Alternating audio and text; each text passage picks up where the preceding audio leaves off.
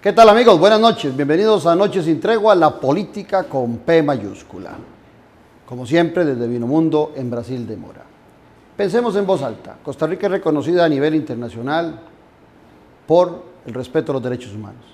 Ciertamente hay cosas que mejorar, pero somos una punta de lanza a nivel internacional.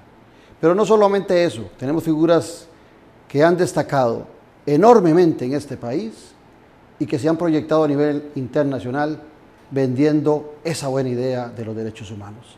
Pero sobre todo hay una mujer que se ha especializado en eso y que es reconocida a nivel nacional e internacional por esa lucha por los derechos humanos. Con esa persona y sobre ese tema vamos a hablar el día de hoy. Ya regresamos.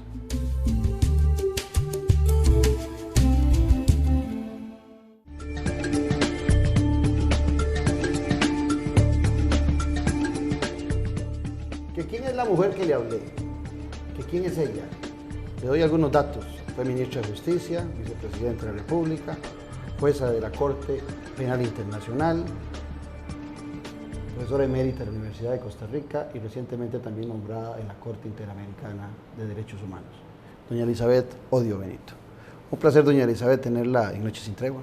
Es un placer estar con vos, Claudio. Muchas sobre todo en este ambiente. Muchas gracias. Yo le invitaría primero para arrancar que brindemos por nosotros, por nuestras familias y sobre todo por Costa Rica. Y sobre todo por nuestro país. Salud. Ya regresamos.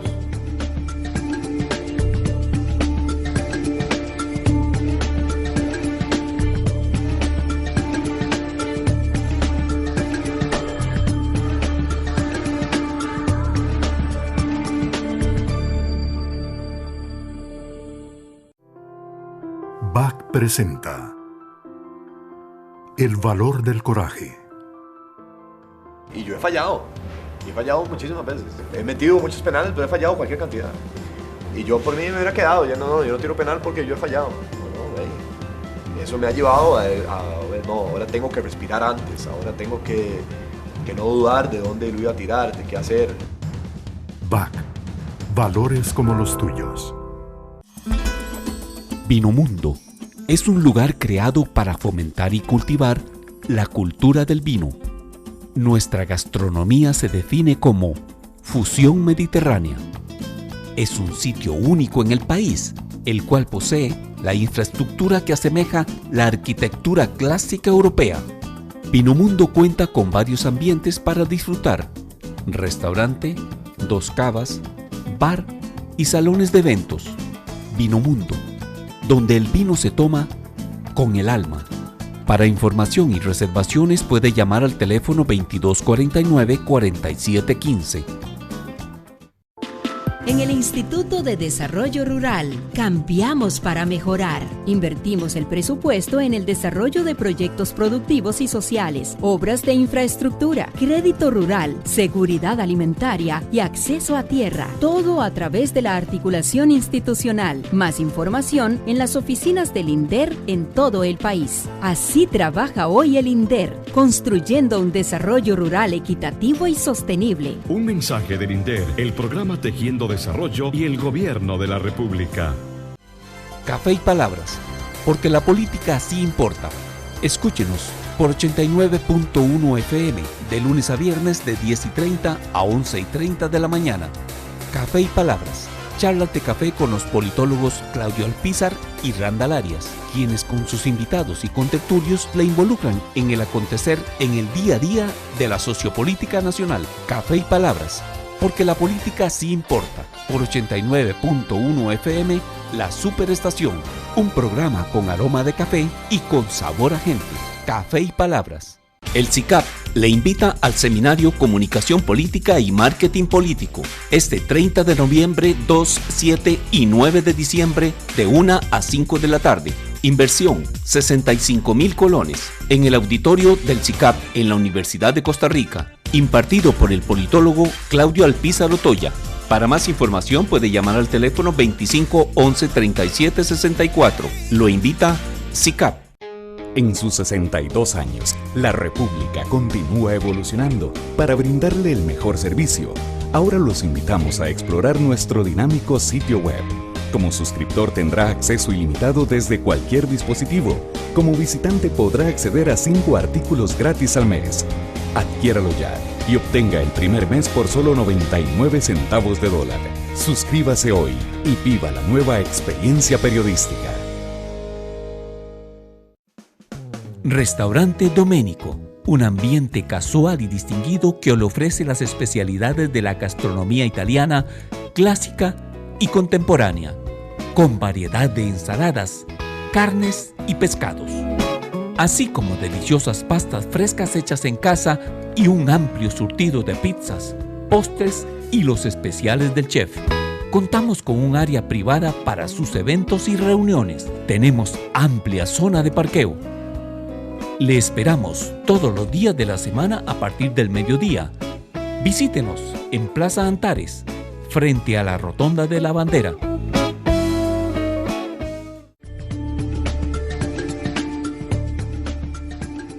Doña Elizabeth, uno cuando ha seguido su carrera profesional, yo que desde hace bastantes años tengo el gusto de conocerla, sé de todo el paso que usted ha tenido y las luchas que ha dado sobre los derechos humanos. Pero, por ejemplo, me gustaría empezar haciendo un recuento de algunos de esos pasos que usted ha tenido por esta vida. Como por ejemplo cuando fue relator especial de la Subcomisión de Derechos Humanos de Naciones Unidas, y donde luchó por evitar la discriminación en materia religiosa y de creencias.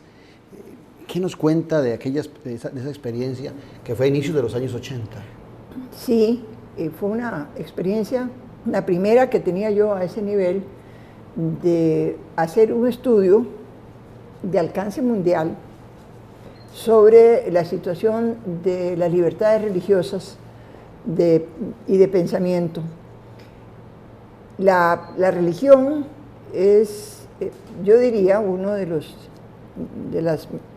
sentimientos más profundos que tienen los seres humanos, porque al transmitirse culturalmente, en la forma en que se transmite, va marcando indudablemente a los grupos y va marcando a los individuos. Lo grave del tema de las libertades religiosas es que no es una libertad que se respete como está concebida en la Declaración Universal de los Derechos Humanos.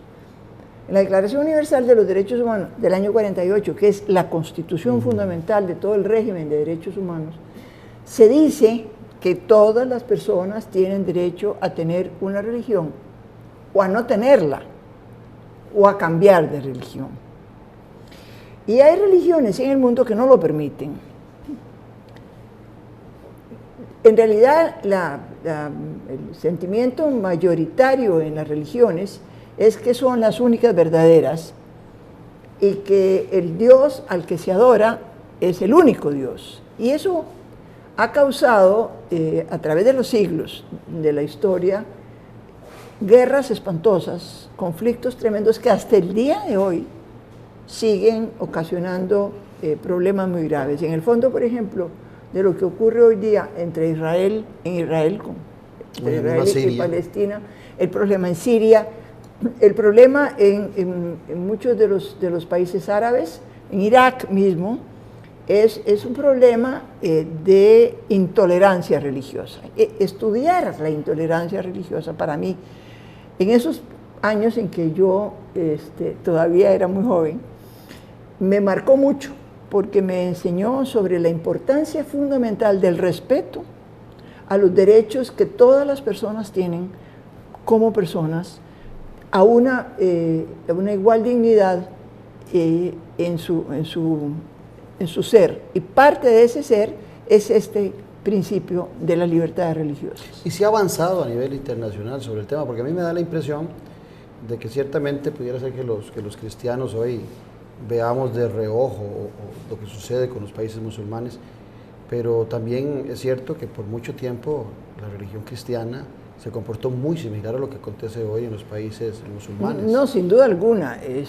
Yo diría que la religión cristiana no se ha distinguido especialmente por ser tolerante ni por respetar. Hay que ver, por ejemplo, todo lo que han sufrido, por ejemplo, los judíos en relación con los anatemas de los cristianos, pero también al mismo tiempo, como con respecto a los árabes, a los musulmanes, hay un problema muy grave entre ellos mismos, entre ellos y los cristianos, entre ellos y los hindúes, la religión hindú, que es mayoritaria en la India. En la India, cuando viene la independencia en el año 48, cuando Gandhi y Nehru logran independizarse del Imperio Británico, inmediatamente separan a la India y crean Pakistán. Así para es. Que los hindúes queden de un lado y los pakistaníes musulmanes del otro. Y hasta la fecha la situación es muy tensa en esas regiones. Lo mismo ocurre en Afganistán. Es decir, yo no veo que la situación hoy día sea mejor de lo que era casi que en la época de las cruzadas. Pero yo sí debo reconocer que, por ejemplo, los católicos, con un papa como el Papa Francisco, han hecho avances significativos en todo lo que es apertura. Inclusive vemos al Papa reunido con figuras de primer nivel de otras religiones tratando de buscar un encuentro. Sin lugar a dudas. Es que todas las religiones tienen un núcleo de espiritualidad muy profundo que impregna de valores a quienes la practican, a quienes creen en ella. Y esos valores, si ustedes se ponen a revisarlos con calma, son muy significativamente parecidos. Ahora, usted no se queda conforme con ese trabajo que hace durante ese tiempo y se va a trabajar sobre otro tema, siendo en derechos humanos también, siendo la propulsora del protocolo opcional a la Convención contra la Tortura, donde usted lucha hasta que en 2002 termina siendo aprobado. Ese es otro tema fundamental que pareciera que en el siglo XXI no debería existir tortura, pero lo cual sabemos que es ficticio, que existe. No solo existe, sino que se ha incrementado. No solo se ha incrementado, sino que se ha en muchos casos aceptado como un mecanismo válido para defender lo que se considera la seguridad o la libertad. En la guerra contra el terrorismo, que en muchos países de Occidente se ha librado en los últimos años, se ha utilizado lamentablemente la tortura y atroces torturas como un mecanismo válido para, se dice, obtener la información que puede llevar mayor seguridad a las sociedades. La tortura, Claudio querido, es, en mi opinión, la peor de las violaciones de los derechos humanos. Para mí, torturar a un ser humano, a una mujer, que normalmente se les tortura a través de la violencia sexual, a hombres, a niños, es más inaceptable que matarlos. Cuando se mata a un ser humano, ese ser humano acaba su sufrimiento. Al menos descansa en paz, diría uno. Sí. La tortura destruye de tal manera la integridad, la dignidad, la libertad de una persona que normalmente nunca se recuperan después de que han sufrido tortura. Y no solo, y eso es algo muy grave que tiene también la tortura, no solo destruye a la persona que directamente se tortura, sino también a su familia, sino también a su comunidad. El terror que inspira la tortura es de los peores mecanismos de abusos de derechos humanos que se pueden conocer. Pero usted tiene la oportunidad, le hice adrede estas dos primeras introducciones sobre religión y sobre tortura, el derecho a no ser torturado y el derecho a la prédica de un pensamiento religioso. Porque después usted va al Tribunal Internacional para juzgar los crímenes de la antigua Yugoslavia. Es posible, yo siempre hago esta referencia y algunos de mis estudiantes se los decía, que cuando uno hablaba desde aquí de Yugoslavia, tal vez estaba viendo el campeonato mundial cuando existía Yugoslavia, uno pensaba que Yugoslavia era una nacionalidad, pero los yugoslavos como tales no existían. Lo que existían eran croatas, serbios, montenegrinos, macedonios, bosnios, herzegovinos, etc. Y cuando cae Tito y viene la desintegración de la antigua Yugoslavia, la República Federal de Yugoslavia, se genera un ambiente y unos crímenes atroces que seguramente deben andar muy, muy similar a lo que está padeciendo hoy en día Siria, y cuidado si no más graves. Usted tuvo durante 5 o 6 años la oportunidad de estar viendo este tipo de acciones.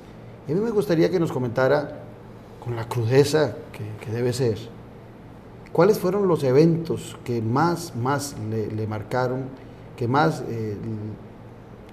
riñeron con la paciencia y la tolerancia de hechos que se mezclaban en esta antigua Yugoslavia, de religión, donde no había espacio para la tolerancia, y de torturas ante la desesperación de tratar de mantener algo que era imposible mantenerlo unido?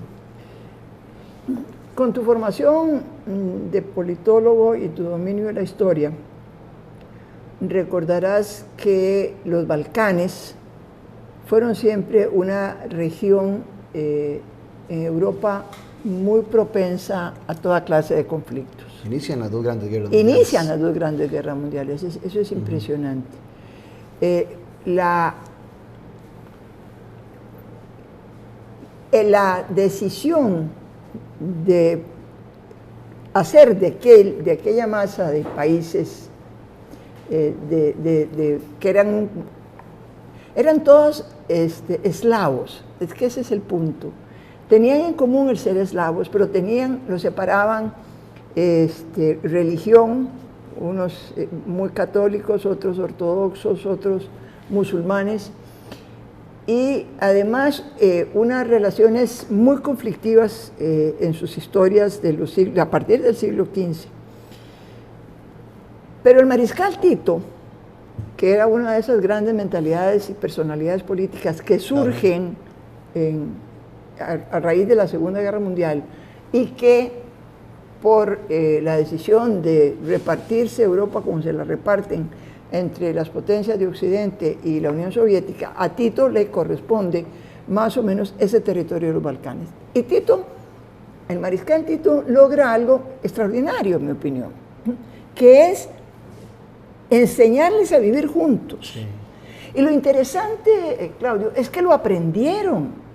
Lo interesante es que formaron un país que conocimos como Yugoslavia, que como vos decís, cuando veíamos jugar fútbol a los yugoslavios, y en Naciones Unidas, Yugoslavia, cuando había que buscar un representante del bloque del Este que fuera potable políticamente y aceptable. Se independizaron mucho la Unión Soviética en muchas acciones. Se escogían los yugoslavos. Tenían profesores de Derecho Internacional excelentes. Sin embargo, un grupo entre ellos, que eran los serbios, no olvidaron, no fueron más allá de las heridas que había causado la Segunda Guerra Mundial, sobre todo en la forma en que los croatas, aliados del régimen del eje de las potencias fascistas, los habían masacrado, los habían humillado. Pero es que eso es lo que es muy interesante en el ser humano. Tito era croata. ¿La croata? Y Tito lucha con los serbios partisanos contra los nazis. Tanto que cuando se le elige a Tito, los serbios lo aceptan, por supuesto los croatas lo aceptan, los bosnios herzegovinos, los eslovenos, los macedonios. Y forman un país muy interesante. Forman un país que es una combinación de tradiciones históricas, religiosas, con una ciudad en Bosnia y Herzegovina llamada Sarajevo, que es para mí el reflejo de lo que fue Córdoba, la Córdoba del sultanato de Córdoba en el siglo VI en la península ibérica, y que enseña que cristianos, musulmanes y judíos pueden no solo vivir juntos, pueden formar una sociedad, pueden formar una cultura. Pero de pronto se muere Tito y no había logrado, se supo entonces, crear una verdadera estructura que continuara con su labor política. Y los serbios aprovechan para decir, ahora es la nuestra, ahora nosotros, porque los serbios eran básicamente los que manejaban el ejército, vamos a volver a la idea histórica de la gran patria serbia. Los croatas se asustan, los bosnios-herzegovinos se asustan. Que son los que terminan sufriendo más, ¿verdad? Son los que terminan sufriendo más, porque no tenían ejército, porque el ejército era serbio. Es que ese es uno de los puntos más importantes de esta guerra espantosa que se desata a partir del año 1991. Los serbios tenían el ejército, los croatas tienen que montar grupos de milicianos, y los bosnios herzegovinos, que eran musulmanes y totalmente pacíficos, y que además, una cosa terrible de esas que hace la política, que vos entendés mejor que yo, se dicta un embargo de armas y no se les da armas a los bosnios herzegovinos, sí, a los musulmanes. Tigre amarrado. Entonces, burro amarrado contra tigre suelto. Y entonces, serbios y también al principio los croatas se les tiran encima a los bosnios herzegovinos. Porque se decía que los bosnios herzegovinos, que eran eslavos, que habían adoptado la religión musulmana, porque cuando llegaron los turcos otomanos en el siglo XIV, o se hacían musulmanes o los mataban, decidieron hacerse musulmanes, obviamente como nuestros indios decidieron hacerse cristianos, ¿verdad? No les queda otra. No les queda de otra. Entonces, les cobran a los bosnios herzegovinos del siglo XX esa historia tan triste. Es una guerra espantosa, es una guerra todas las guerras civiles son terribles, todas las guerras civiles son, entre las más perversas y las más crueles de las guerras, están las guerras civiles, porque son luchas de hermanos. ¿Y cuántos casos? Una infinidad de casos, me imagino, tuvieron y en esta guerra, además, ocurrió algo que siempre había ocurrido en las guerras anteriores, pero de lo que nunca se hablaba, se tomaba como un detalle colateral, que fue el uso de la violencia sexual contra las mujeres como un arma del terror. Se desató una alucinante violencia sexual contra básicamente mujeres croatas y fundamentalmente las bosnias herzegovinas. Entonces, la crueldad inaudita de esa violencia es la que hace que las Naciones Unidas finalmente decidan crear un tribunal para, como un instrumento, como un órgano judicial, para lograr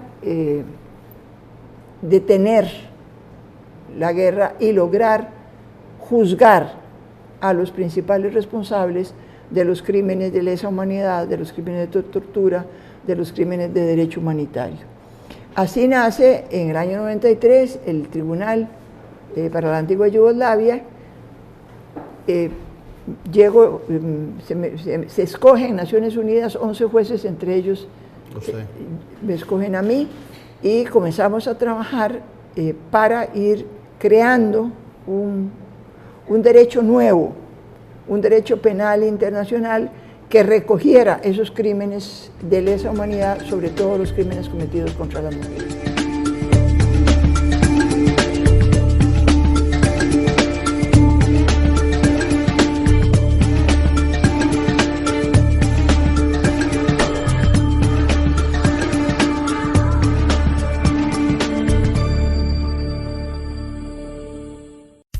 INA, una institución al servicio de las pymes. ¿Sabe qué es el Sistema de Banca para el Desarrollo o SBD? El SBD fue creado con carácter de ley para financiar e impulsar proyectos productivos, viables y factibles de la micro, pequeña y mediana empresa, a través de crédito, avales y apoyo en servicios de desarrollo empresarial. Más información en www.sbdcr.com.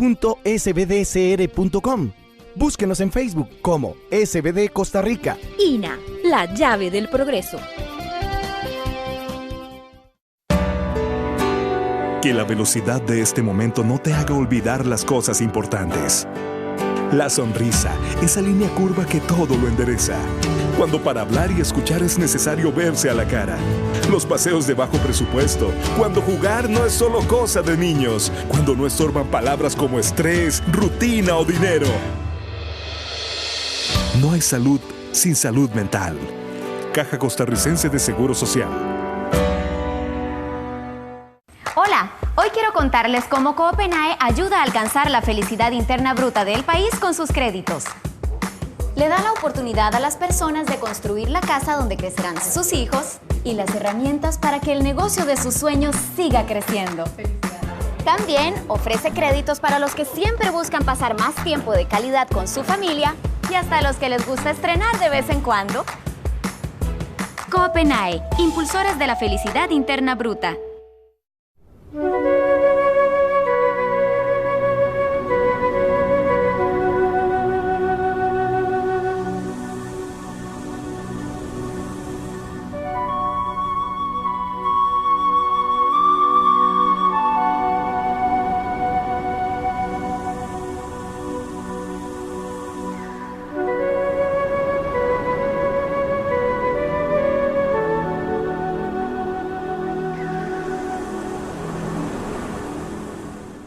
Hoy Costa Rica está dando un gran paso en el saneamiento, mejorando la salud pública y la calidad de vida de sus habitantes al inaugurar la planta de tratamiento de aguas residuales Los Tajos, la más grande de Centroamérica. Con una inversión total de $361 millones, se beneficiará a más de 1 millón de habitantes en la gran área metropolitana, reduciendo la contaminación de los ecosistemas y los riesgos para la salud. En la ruta del saneamiento, el agua es vida. Cuidémosla.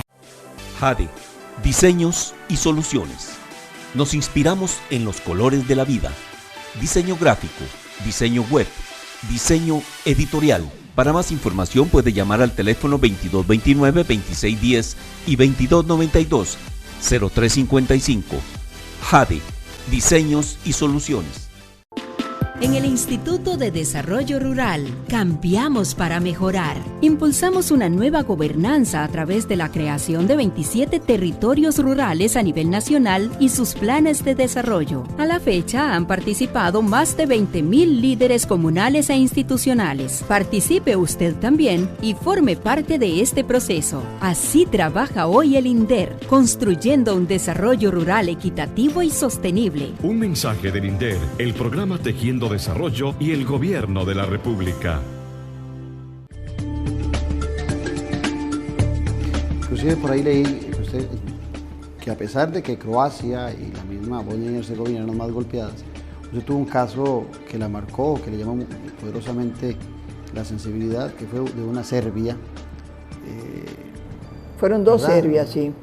Sí, fue de esas cosas que te enseña la vida, ¿verdad? Que la vida te va diciendo, mire, no hay buenos ni malos en blanco y negro totalmente, ¿verdad?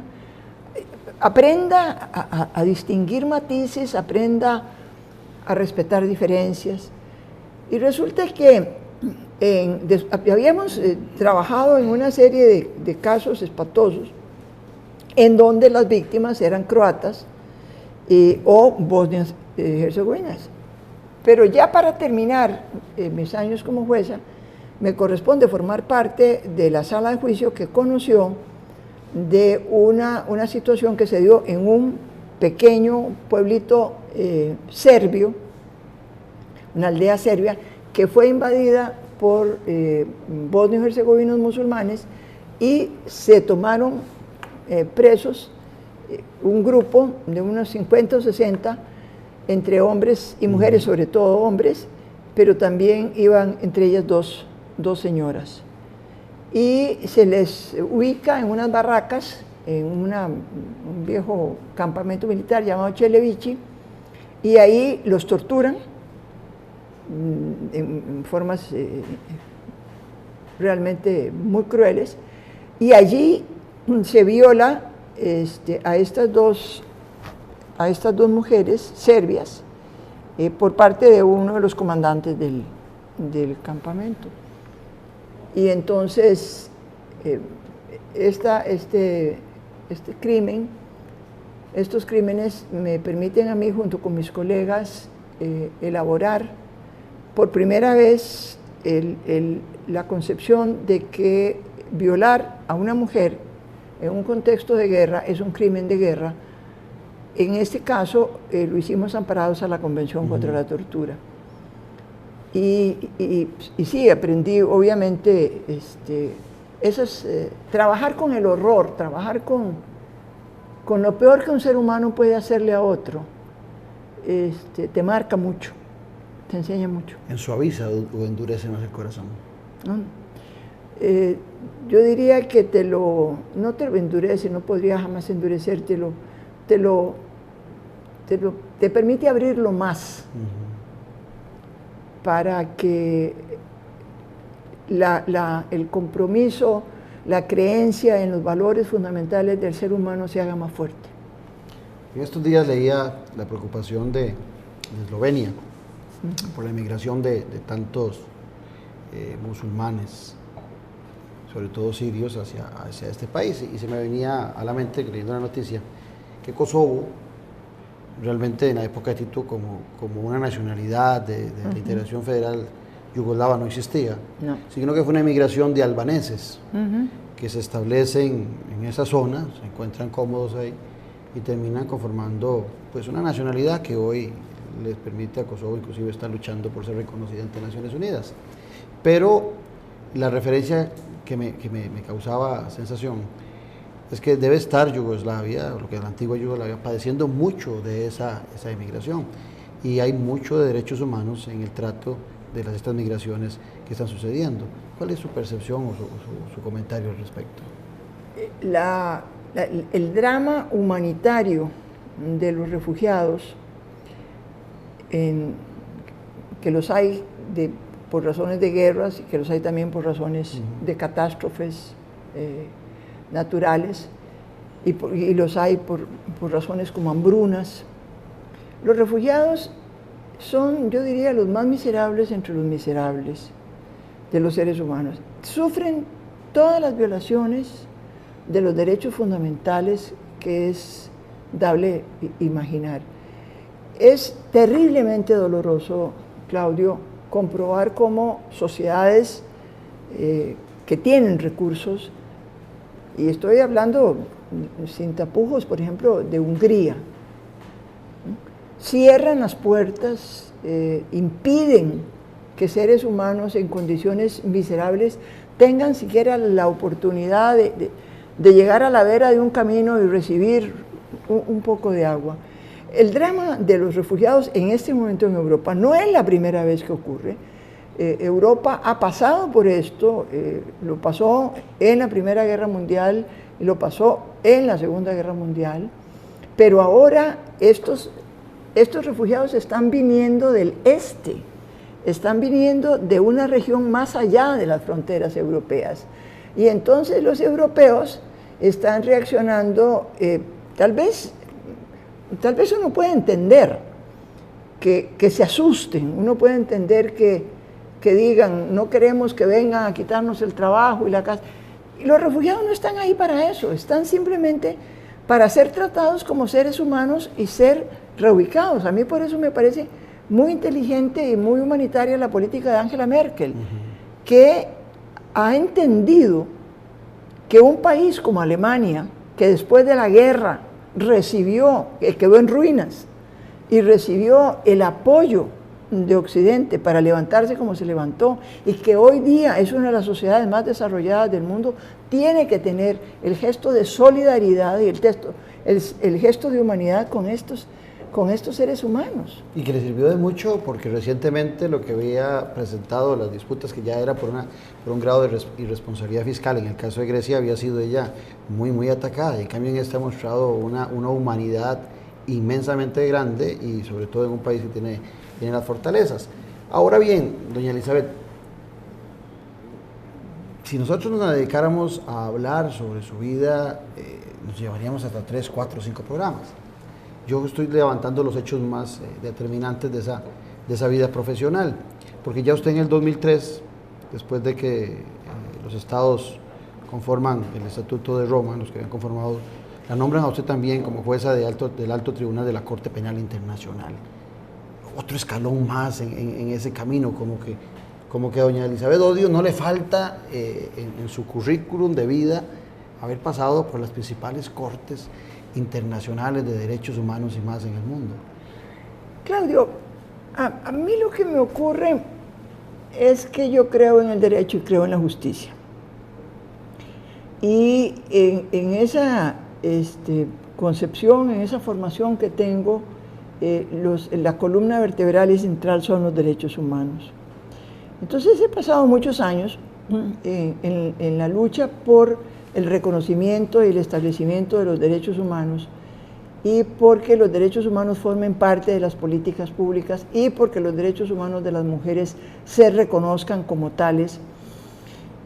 Entonces, lo de Yugoslavia surge precisamente después de la Conferencia Mundial de Derechos Humanos de 1993 en Viena, a donde... Yo recuerdo que usted y yo compartíamos en la Universidad de Costa Rica, usted estaba de vicerrectora, no tenía ni un año, ¿verdad? Y aparece la oportunidad de salir hacia Ginebra, si no me equivoco. Sí, porque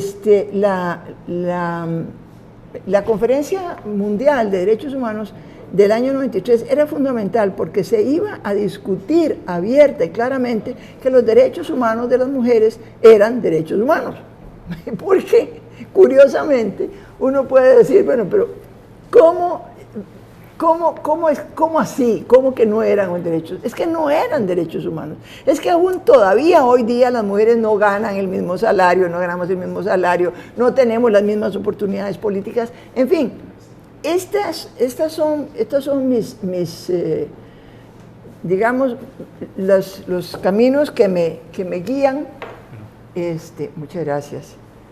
Y que me llevan a formar un currículum que es tomado en cuenta para, primero, que se me nombre en el Tribunal para la Antigua Yugoslavia. Ahí aprendí muchísimo. En realidad fue toda una escuela de aprendizaje de Derecho Internacional y Derecho Internacional Humanitario y de Derechos Humanos. Y luego, cuando se aprueba el Estatuto de Roma en el año 98 y se crea la Corte Penal Internacional, y en ese Estatuto de Roma se incluye el capítulo de los delitos sexuales como crímenes de guerra y crímenes de lesa humanidad, y se le da un mandato de género a la Corte, y mi nombre es propuesto por Panamá y apoyado por cientos de organizaciones de mujeres de América Latina, incluso de Costa Rica, no por el gobierno de entonces de Costa Rica. Penosa situación, por cierto. Muy humillante. Sí, claro. Pero que no impide que en Naciones Unidas se reconozca mi nombre y mi trayectoria y se me nombre en la Corte. Entonces, es llegar a un punto en que se me permite o se me da la oportunidad de exponer en práctica todo lo que había venido estudiando, aprendiendo. Entonces, es más que escalones, te diría yo que son aprendizajes diferentes, son perspectivas diferentes de lo que en el fondo es una lucha sin cesar por los derechos humanos. Pero usted está formada, es una mujer llena de vida, con fuerza. Ahora en el automóvil veníamos hablando mil cosas y disfrutando. Pudiera ser que usted quisiera estar ya en una vida mucho más tranquila y no, diría mi abuela, y sigue de majadera y la nombran jueza de la Corte Interamericana de Derechos Humanos. Que es realmente para mí un sueño hecho realidad, porque la Corte Interamericana... Que todavía no ha arrancado, ¿verdad? Arranca en estos días. Yo arranco en enero. Yo arranco en enero. Ya estoy enterándome del mucho trabajo que voy a tener, obviamente, porque en nuestra América Latina siguen habiendo problemas muy graves de derechos humanos. Pero esta es una corte que fue creada por la Convención Americana de Derechos Humanos, que fue en el gobierno de Rodrigo Carazo, al que tuve realmente el honor de pertenecer, una de las grandes conquistas del presidente Garazo. La Corte comenzó a funcionar en el año 79 con todo el apoyo del gobierno de entonces, y entonces y realiza, hay que ver la tarea que la Corte Interamericana ha desarrollado en todos estos años en el desarrollo de lo que son los derechos de las personas en nuestro continente, los derechos de las víctimas, los derechos de las mujeres y las reparaciones que estas violaciones de los derechos humanos, a las que estas violaciones dan lugar. Entonces, para mí, cuando el presidente Solís me dijo, doña Eli, ¿usted quiere meterse en esta pelea? Yo le dije, sí. Sí, a veces pienso que, bueno, podría estar ahí, qué sé yo, escribiendo memorias, pero me atrae. Conociéndolo usted no va a llegar a la corte ahí a chupar rueda, va a ser más bien de los que jalan el movimiento. Y espero, sí. Es la única mujer, si no me equivoco, ¿verdad? Sí, lo cual te demuestra, como te venía diciendo, que para las mujeres la tarea sigue estando como en el mito de Sísifo, piedra para arriba y piedra para abajo y vuelta para arriba, ¿verdad?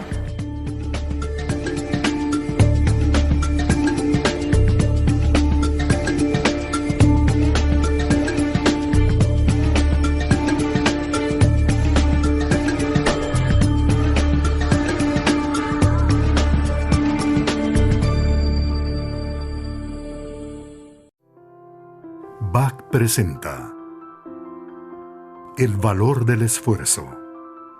Sé lo que se siente estar frustrado, perder, no cumplir algún objetivo. Cuando gano, cuando gana un partido, cuando consigue algo, en simpatizar con la otra parte. No perderme nunca en el fracaso o en el éxito. BAC, valores como los tuyos. Vinomundo es un lugar creado para fomentar y cultivar la cultura del vino. Nuestra gastronomía se define como fusión mediterránea.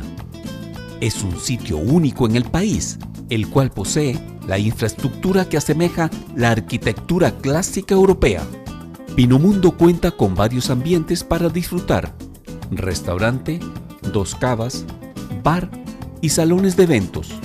Vinomundo, donde el vino se toma con el alma.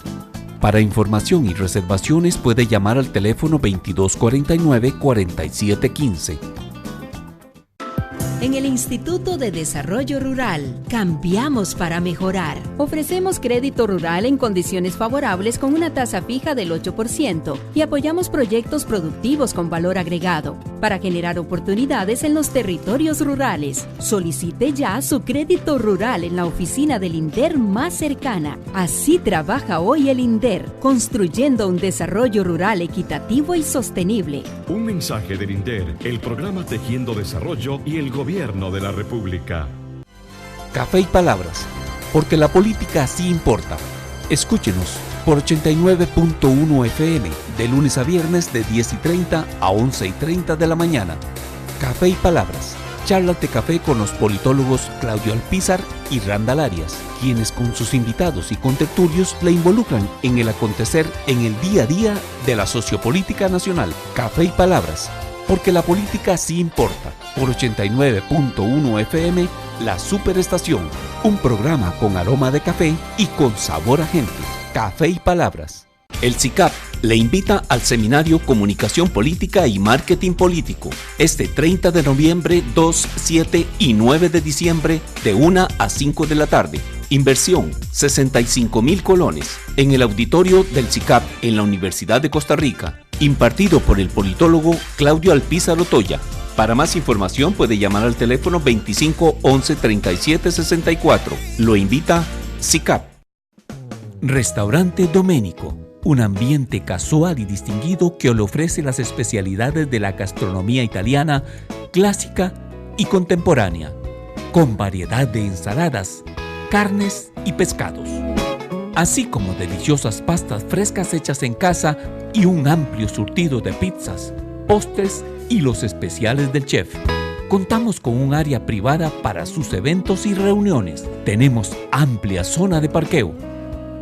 Le esperamos todos los días de la semana a partir del mediodía. Visítenos en Plaza Antares, frente a la Rotonda de la Bandera.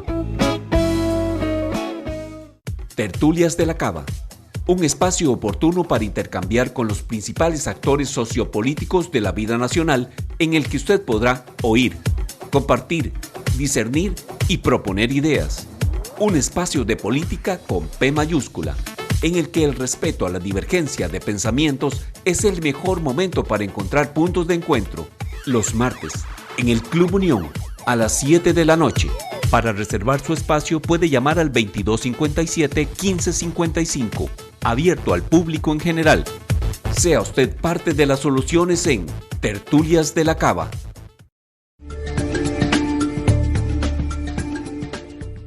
Ahora, podríamos echar a hablar de América Latina, y hablemoslo, pero no quiero que se nos quede por fuera Costa Rica.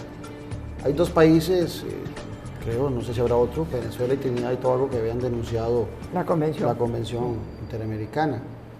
Inclusive hace algunos días la misma Corte Interamericana emitió un pronunciamiento para que se vuelva a abrir un canal de televisión en Venezuela, que es el Canal 2, y Venezuela dice que no le acoge ninguna responsabilidad hacia la Corte, que no cree en la Corte, siendo la Corte Interamericana, dentro del marco de la debilidad que ha sufrido la OEA, la institución más fuerte que ha tenido la OEA. ¿Cómo ve esa situación en el caso de Trinidad y de Venezuela? Es realmente muy preocupante cuando un país miembro de la comunidad de los estados latinoamericanos toma una decisión de ese porte, porque nos debilita a todos. Cada vez que un país denuncia la Convención Americana, somos menos Convención Americana, ¿verdad? Así es que yo diría que hay que, a través de los gobiernos y a través de la OEA, hay que realizar esfuerzos muy importantes para que los países que la han denunciado vuelvan a ser parte del sistema, y países que aún no son parte del sistema, como algunos del CARICOM, lo sean, indudablemente. Nosotros, decía yo en la presentación del programa, importamos, o exportamos más bien, lo correcto, exportamos gente de la calidad de doña Elizabeth Hoyo a nivel internacional. Ciertamente tenemos un alto reconocimiento, pero tenemos tareas muy pendientes, digo, Costa Rica. Sí, claro. ¿Qué es lo que más le está preocupando a usted de los derechos humanos en Costa Rica? Bueno, hay algo que me preocupa mucho, y es el incumplimiento en que nos encontramos de la sentencia que la Corte dictó en el 2012 sobre la obligación del Estado de Costa Rica de implementar la fecundación in vitro en nuestro sistema de salud. Eso es un derecho humano fundamental. La sentencia nos obliga, así lo marca la Convención, por eso somos miembros de la Convención. Nosotros no podemos entrar a discutir si nos gusta o si no nos gusta. Nos obliga y debemos acatarla. Me preocupa que precisamente hablando de intolerancias religiosas, haya gentes que por ocupar transitoriamente ciertos cargos obstaculicen. Sobre todo en la Asamblea Legislativa. Sobre todo en la Asamblea Legislativa, obstaculicen el cumplimiento de los deberes que el gobierno de Costa Rica y el país entero tienen con la Corte Interamericana. Eso es una cosa que me preocupa mucho. Otra cosa que me preocupa mucho es que noto que como sociedad nos hemos ido convirtiendo en una sociedad inmensamente violenta. Somos muy violentos, y esa violencia la reflejamos desde la forma de manejar, en donde es atroz lo que ocurre en nuestras calles y carreteras, pero que la sufrimos terriblemente las mujeres en los hogares, lo sufrimos en las calles. Somos el famoso bullying escolar, para mí es un fenómeno sumamente grave. En La Nación de un día de estos Hoy es lunes, creo que fue el domingo, los suicidios de gente joven. Es decir, hay algo que en nuestra sociedad está muy dañado. Y eso tiene que ver con un irrespeto a nuestros derechos fundamentales, a esos principios de libertad, igualdad y dignidad que están plasmados en la Declaración Universal, pero que son el corazón mismo de nuestra democracia. Entonces yo creo que a través de la educación, que para mí es el instrumento fundamental de los cambios sociales, tenemos que lograr que Costa Rica sea realmente una democracia que respete y aplique y promueva los derechos humanos.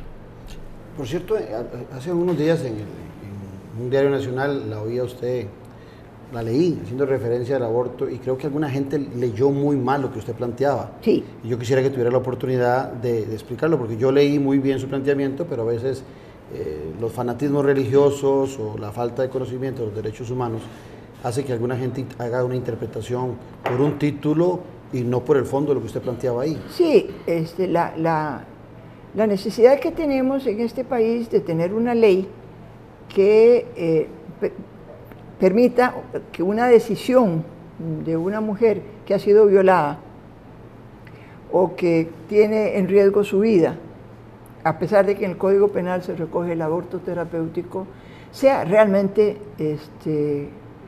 eficaz. Yo creo que la decisión de interrumpir un embarazo es una libertad de escoger que debe garantizársele a una mujer en determinadas circunstancias. Es la libertad de escoger. Yo no estoy en favor de promover políticas abortistas ni cosas por el estilo. No. Lo que pasa es que el título llamó a engaño, sí, un sesgo total. Y entonces hubo una cosa muy sesgada ahí que no es lo que yo expresé. Y ahora una trampa para terminar. Yo digo una trampa porque le invité a hablar de derechos humanos, pero uno no puede dejar de lado a alguien que ha sido varias veces ministro de Costa Rica y ha sido vicepresidente de la República, preguntarle qué piensa sobre el camino, el futuro, el horizonte de un país que parece que se pierde, se enreda, no tiene tan claro hacia dónde va. A mí me preocupa mucho, y lo hablábamos, creo que cuando veníamos, el que nos hayamos convertido en un país de gremios, en un país corporativo, en un país en donde cada quien dice, sí, necesitamos la reforma fiscal, sí, hay que pagar impuestos, sí, pero que lo haga aquel. Pero yo no lo pago, que lo pague el otro, que lo paguen los ricos, que lo paguen los pobres.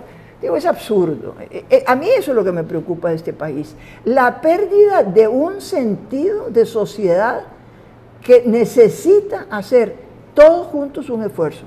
Yo admiré siempre profundamente a la Holanda de los años 60, 70, en donde recién todavía saliendo de las ruinas de la Segunda Guerra Mundial, tomaron la decisión, se sentaron alrededor de una mesa los sindicatos, los empresarios y el gobierno, y dijeron, vamos a poner todos, cada uno, una cuota de esfuerzo para sacar este país adelante. Y lo sacaron adelante, y lo convirtieron en uno de los países más prósperos, y más igualitarios, y más socialmente justos de Europa.